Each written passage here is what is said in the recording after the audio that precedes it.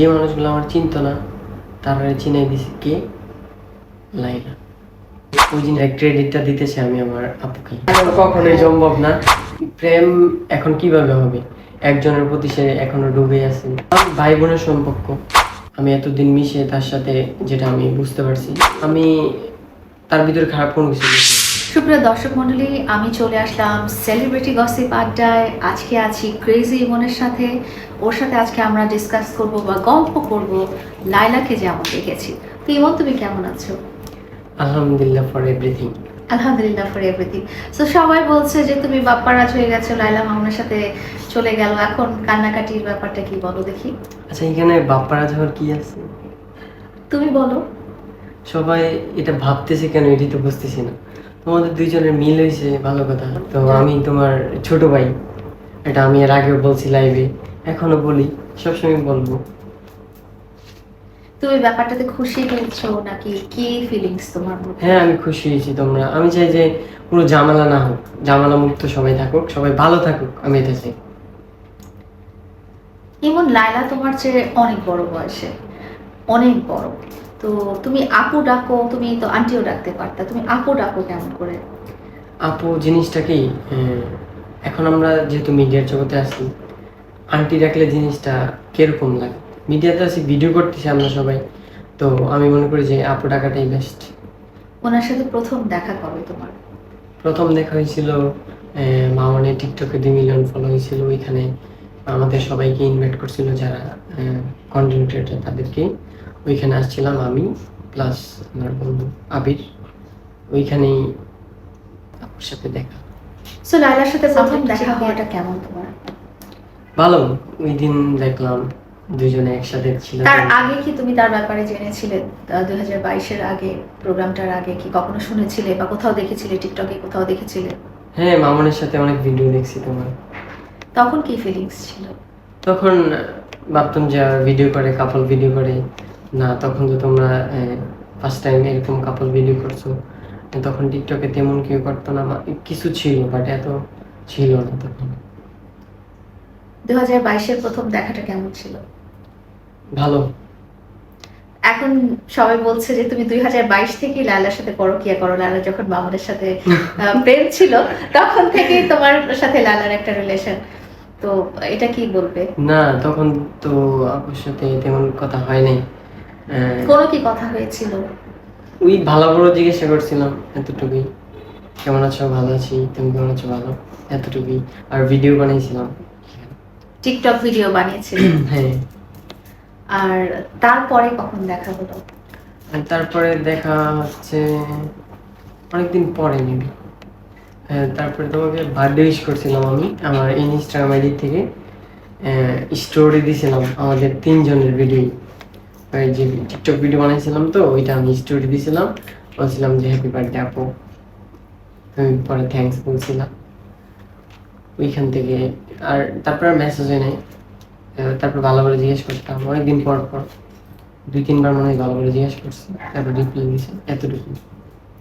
সবাই বলে যে মামুন যেই মোমেন্টে ছিল না সেই মোমেন্টে তুমি মামুনের জায়গাটা নিয়ে নিয়েছো। তো এই ব্যাপারে তোমার কি বলার আছে? না, আমি তো রিসেন্ট ভিডিও বানাইছি আপুর সাথে মেবি। হ্যাঁ, রিসেন্টই তো। তো রিসেন্ট আমি ভিডিও বানাইছি, এর আগে কখনো ভিডিও বানাইনি। ওই যে ফার্স্ট টাইম ভিডিও বানানো হয়েছিল এতটুকুই, তারপর আর ভিডিও বানানো হয়নি। তো কিছুদিন হলো, 4 মাস এরকমই হবে। তো আপুর সাথে আসলাম, আপুর বাসায় আসলাম, ভিডিও বানাইলাম, এটা আপলোড করলাম। আপলোড হওয়ার পরে দেখি কি, এই যে তুমুল অনেক কিছু তুলতাম। অনেক কিছু দরকার। তো তোমাকে লায়লার রোমান্টিক হিসেবে দর্শকরা কেমন পছন্দ করে? তুমি তো অনেক রকম কমেন্ট পাও, মেসেজ পাও, মেসেঞ্জার ইউজ করো যেহেতু, বা ইনস্টাগ্রামে আপলোড দাও, তো তখন মানে এই দর্শকদের অনুভূতি কি তোমার ব্যাপারে, যে এই একটা বুড়া বেটির সাথে মামুন ভিডিও করে গালাগালি খেয়ে অবস্থা কাহিল, তো তোমাকে বলে না বুড়া বেটির জামাই বা এরকম কিছু? না, আমাকে এরকম কিছু বলে না। মিস তোমার সাথে লায়লার খুব রোমান্টিক ভিডিও গুলো লোকজন দেখে আসলে অলওয়েজ। বিষয়টা হয়েছে কি, বর্তমানে পাবলিকে যেটা দেখতেছে সবাই এরকম ভিডিও করে। তো আমি তো ফানি ভিডিও করি, রোমান্টিক ভিডিও করি, সব ভিডিও আমি করি, কারণ যেহেতু আমি কন্টেন্ট ক্রিয়েটার, আমার সব ভিডিওই করতে হবে, এটাই আর কি। হঠাৎ করে কিভাবে যোগাযোগটা হলো 2022 থেকে নিয়ে 2025, তো এই মাঝখানের এই সময়টাতে কি লায়লার সাথে কখনো তোমার কথা হয়নি, দেখা হয়নি বা মেসেজ হয়নি বা এরকম কিছু? এরকম কিছু হয় নাই বলতে গেলে, আমি মাঝে মাঝে ভালোভাবে জিজ্ঞেস করতাম এতটুকুই। সে কখনো তোমাকে সবাই জিজ্ঞেস আসতো, করতো না? ভিডিও টিডিও বানাইতো। সে কখনো তোমাকে আলাদা করে মেসেজ করেছে বা কল দিয়েছে বা এরকম কিছু? না, এগুলা তেমন কিছু হয়নি, তেমন কিছু হয়নি। আমার ফ্রেন্ডের সাথে আসছি, মেবি ফাহিম, নাহিদ, তাদের সাথে আসছিলাম।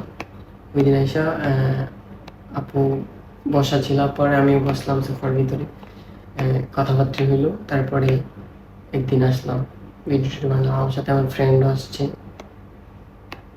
ভিডিও টিডিও বানালাম, তারপর চলে গেছি।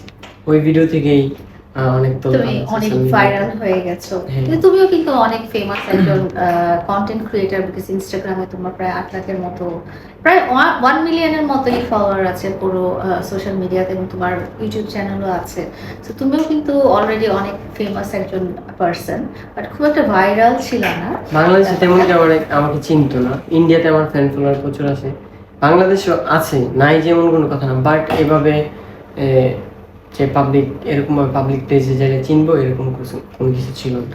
ওর সাথে ভিডিও করার পর হঠাৎ যখন খুব একটা ভাইরাল হয়ে গেলা এবং লোকজন তোমাকে আলাদা করে নোটিস করা শুরু করলো, এই লাইফটা আর আগের লাইফটা কেমন ছিল?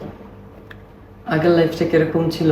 আগের লাইফটা ঘোরাঘুরি করতাম, অনেক জায়গায় যাইতাম, তো তেমন তো কেউ চিনতো না। আমি আমার মতো ভিডিও বানাইতাম, আপলোড দিতাম, এতটুকু আমার বাসায় চলে আসতাম। এখন বর্তমানে যেহেতু ভাইরাল পারসন, তো এখন পাবলিকরা দেখলে কথা বলতে চাই, ডাক দেয়, যাদের মানে আমার ভিডিও ভালো লাগে তারা কথা বলে বা ছবি টবি তুলে, এরকম কোনো কিছু। আমার কাছে এই জিনিসটা ভালোই লাগে, এখন আমাকে মানুষ চিনে, জানে, তো আমার জন্য এটা আমি মনে করি অনেক ভালো, যেহেতু আমি মিডিয়া প্ল্যাটফর্মে আছি। এই মানে এই যে স্টারডমটা, মানে লোকজন তোমাকে চিনছে, কোথাও গেলে বলছে ইমন ভাই হ্যান্ডশেক করতে আসছে, আপনার ব্যাগ টানতে হচ্ছে না। আমি শুনেছি যে আপনি যখন সেন্ট মার্টিনে গিয়েছিলেন, তো তখন ব্যাগ টেনে দিচ্ছে, তো এটা ভালো লাগছে? হ্যাঁ, ভালো লাগছে। এরকম আর কারই কি ভালো আর না? আর কি ঘটনা আছে, দুই একটা বলো দেখি আমাদের সাথে। ঘটনা হয়েছে কি, আমি আমার রিসেন্টলি আমার এলাকাতে গেছি আমি, তো আমার কাজিনের বিয়ে ছিল, ওইখানে গেছিলাম। তো আমি ট্রেন থেকে নামছি, স্টেশন থেকে বের হয়েছি, তারপরে পিছন থেকে দুইজন দৌড়াই আসছে, আইসা বলতেছে যে আপনি এখানে, আপনি এখানে। আমি বলছি যে হ্যাঁ, কেন কি হয়েছে? আপনি এখানে কোথায় যাচ্ছেন, কোথায় আসছেন, আপনার ভিডিও তো দেখি। মানে তোমার বাসায় আখাউড়া, হ্যাঁ, এন্ড তুমি এর আগেও সারা জীবন যে আসছো, বাট এইবারে যাওয়াটা খুব আলাদা ছিল। একটু আলাদা ছিল। একটু আলাদা ছিল, হ্যাঁ, আচ্ছা। তো আমার বলতেছে যে আপনি এখানে কি করতেছেন, কোথায় যাবেন? বলছে আমার বাসায় তো এখানে। বলছে আরে কি বলেন, আপনার বাসায় এখানে? তো ওই জিনিসটা খুবই ভালো লাগছে যে আপনার বাসা এইখানে। আমি বলছি হ্যাঁ, আমার বাসা তো এরকম জায়গা। তো আচ্ছা, আপনি তাহলে আমাদের এলাকারই লোক, আপনার ভিডিও তো দেখি, ভালো লাগে। এটা তো অনেক ভালো এই লাগে। ব্যাপারটা তুমি খুব এনজয় করছো। হ্যাঁ, অবশ্যই। And তুমি চাও যে এটা আমার আমার জিজ্ঞাসা যে এরকম একটা পজিশনে আসলে সব যারা কন্টেন্ট ক্রিয়েটর তারা যেতে চায়। And তুমি অনেক বছর থেকে কন্টেন্ট ক্রিয়েশন করেছো, হঠাৎ করে চোখের পলকে কি এমন হয়ে গেল একটা যে তোমার তোমাকে লোকের দৃষ্টিভঙ্গিতে একদম ডিফারেন্ট হয়ে গেল, তো ভালো লাগছে মনে হয় তোমার নাকি? এটা পুরাটাই হচ্ছে কি, আল্লাহ তাআলার একটা কুদরত। না, এটা পুরাটাই আমি ক্রেডিটটা দিতে চাই আমি আমার আপুকে, যার সাথে ভিডিও করে আমি এই পর্যন্ত আসতে পারছি। ইমন, তোমার অনেক সুযোগ হয়েছে লায়লাকে কাছে থেকে দেখার, কারণ তুমি তার সাথে নানা জায়গায় ট্রাভেল করেছো, কোনো শোরুম ওপেনিংয়ে বা কোথাও ইনভিটেশনে বা কন্টেন্ট ক্রিয়েশনের জন্য নানা জায়গায় গেছো। তো তাকে অনেকটা টাইম দেখার সুযোগ হয়েছে, এবং তুমি এরকম একজন ব্যক্তির মধ্যে ব্যক্তি যারা লায়লার বাসায় যেতে পেরেছো, এবং লায়লার ব্যক্তিগত জীবনটাও তোমার চোখে পড়েছে। তো তুমি কি একটু ডিসক্রাইব করবা যে সে ক্যামেরার সামনে কেমন এবং ক্যামেরার পিছনে মানুষটা কেমন, ব্যক্তিগতভাবে সে কেমন? বিষয়টা হয়েছে কি, আমি মন থেকে আমি একটা হ্যাঁ, কথা মন বলি। থেকেই বলো তুমি। তো পাবলিকরা যেভাবে যেরকম ভাবে এরকমটা না, এটা হচ্ছে ভিডিও। পাবলিকরা যেটা দেখে এটা হচ্ছে ভিডিও। যারা যেমন আমি একটা উদাহরণ দিই, যারা মুভি দেখে, যারা ভিলেনের পার্ট নেই, তার কি আসলে খারাপ? না। তাদের সাথে যারা মিশে তারা বলতে পারে যে তারা কিরকম। তো আমি মনে করি কি, আপুর সাথে যারা মিশছে, তোমার সাথে যারা মিশছে তারাই জানে যে তুমি কিরকম, তুমি ভালো নাকি খারাপ। একটু যারা যদি মিশতে জানতে পারছে, চাই কিরকম, যারা মিশছে তারাই জানে শুধু যে তুমি কিরকম। একটু যদি জানতে চাই যে তুমি আসলে কেমন দেখেছো, এই আমাদের অনুষ্ঠানটাই কিন্তু লাইলাকে যেমন দেখেছি, তো লাইলাকে তুমি আসলে কেমন দেখেছো? আমি তার ভিতরে খারাপ কোনো কিছু দেখি নাই, আমি এই কথাটাই বলতে চাই, তার ভিতরে কোনো খারাপ কিছু আমি দেখি নাই। যদি দেখতাম তাহলে আমি এখানে না, আমি যদি দেখতাম, সত্যি কথাটা হচ্ছে আমি যদি দেখতাম তাহলে আমি বলতাম। আমি ডিরেক্ট কথা বলতে পছন্দ করি। তোমার সাথে তার মানে আন্ডারস্ট্যান্ডিংটা কেমন, বা তোমার সাথে তার সম্পর্কটা কি ধরনের, বা তোমার সাথে সে যখন কনভারসেশন মানে কথাবার্তা চালায়, বা তোমরা যখন কোথাও খেতে যাও, সেটা কি ধরনের, তুমি যদি একটু বিস্তারিত এক্সাম্পল দিয়ে দিয়ে বলো। এখন আমি বিষয়টা বলি, আপু হচ্ছে সবাইকে, যেই হোক না কেন, সবাইকে কেয়ার করে। আপু সবাইকে কেয়ার করে, অনেক ভালো একটা লোক, যেটা বলার বাহিরে। আমি এতদিন মিশে তার সাথে যেটা আমি বুঝতে পারছি, যেটা বলার বাহিরে ভালো লোক। কি ধরনের ভালো লোক বলতে তুমি আসলে কি বোঝাচ্ছ? আমি থাকাকালীন আমি দেখি নাই খারাপ কিছু করতে, খারাপ বলতেই মানুষের ক্ষতি করতে, এরকম কিছু দেখি নাই আমি। তার রাগ জিদ এগুলো দেখেছো কিনা? আমি এমন কিছু দেখিনি। বা তোমাকে খুব জ্বালায় কিনা? হ্যাঁ, আপু সবার সাথেই আন্ডারস্ট্যান্ডিং রাখতে পছন্দ করে, সবার সাথেই ফ্রি মাইন্ডে কথা বলে, ফ্রি মানে আপু অনেক ফ্রি। তুমি আর লায়লার, তোমাদের দুজনের এজ ডিফারেন্স অনেক। তুমি কিন্তু তোমার বয়সে অনেক কন্টেন্ট ক্রিয়েটারদের সাথেই তুমি ভিডিও করতে পারতা, রিলস করতে পারতা।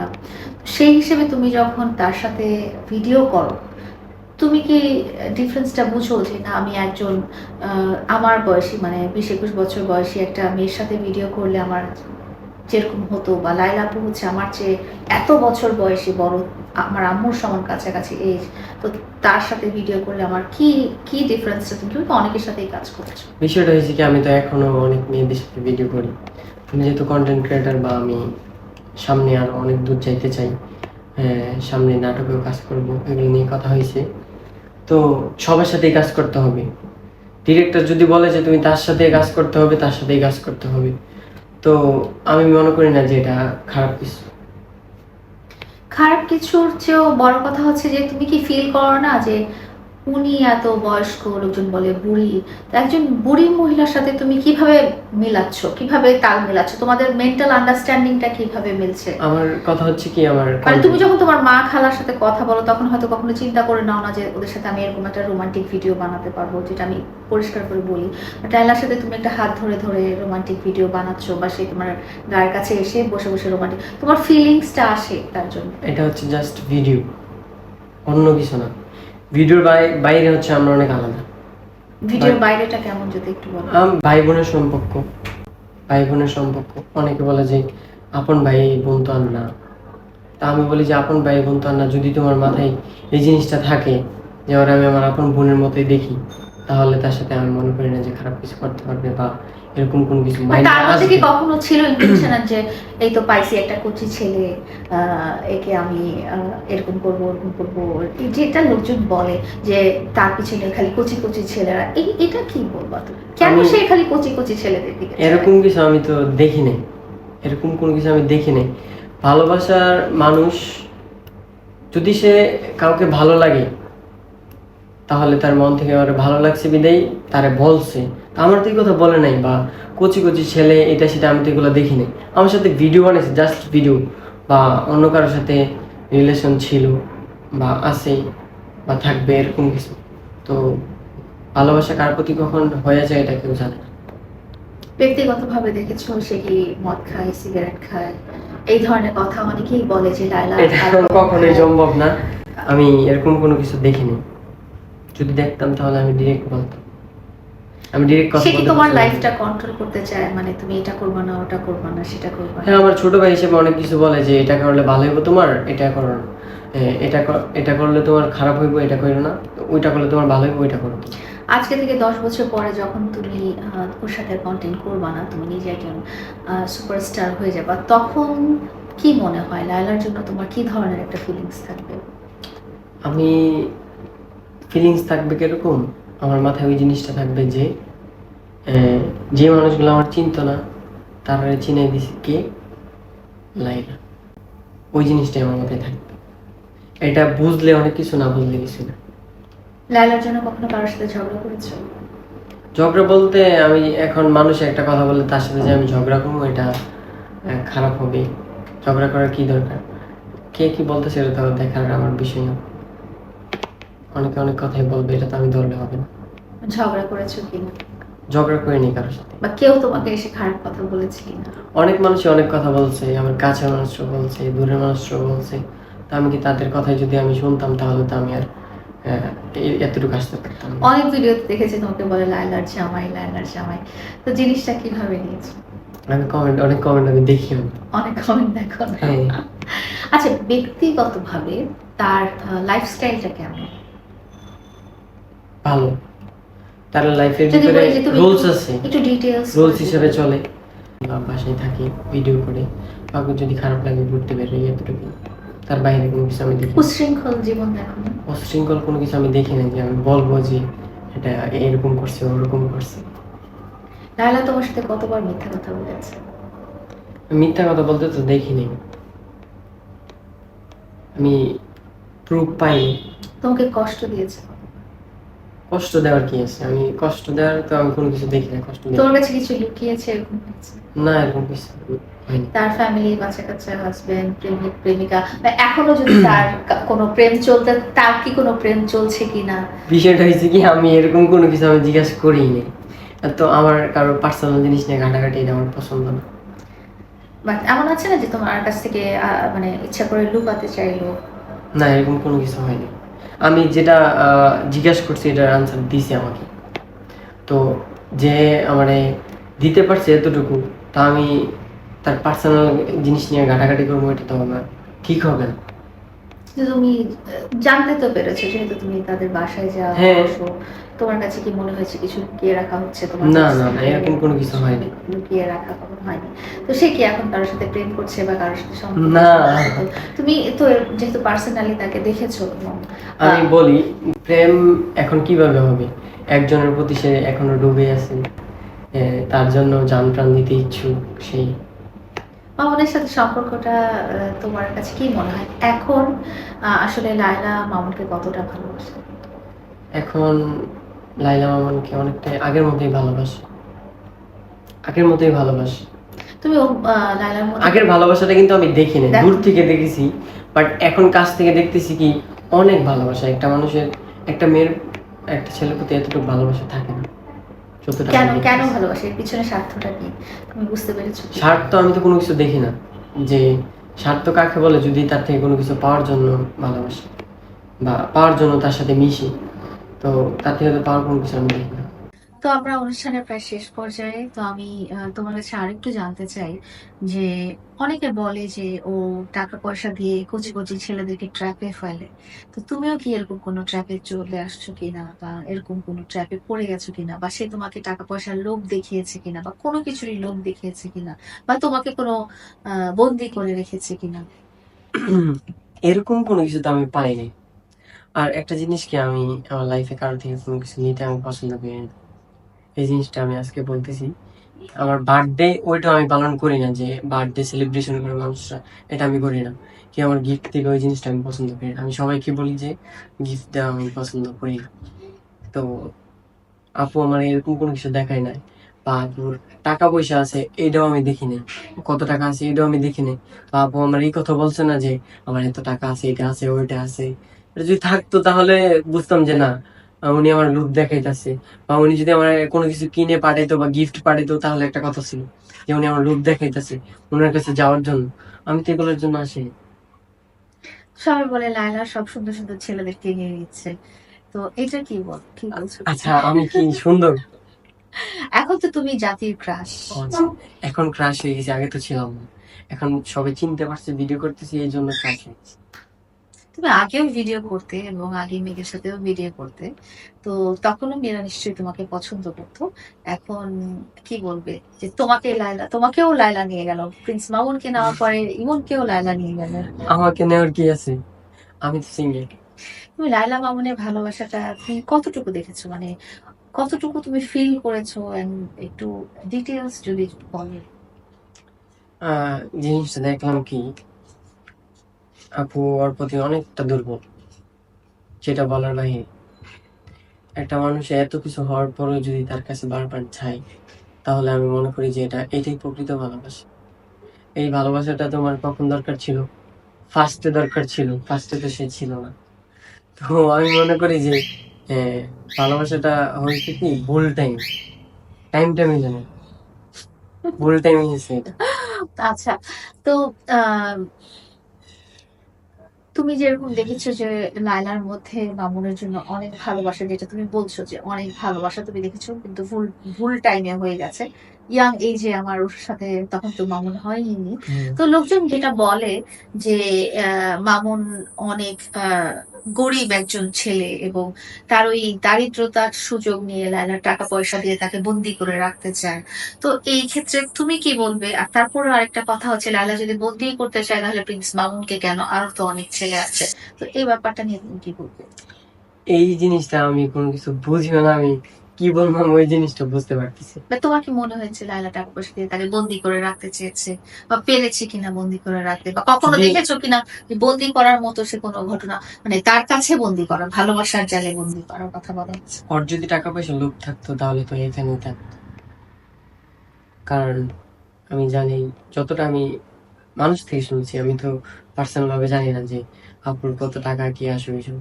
ওর যদি টাকা পয়সা লোভ থাকে, আপুর অনেক টাকা আছে, ওর যদি টাকা পয়সা লোভ থাকতো হয়তো আপুর কাছে করে থাকতো।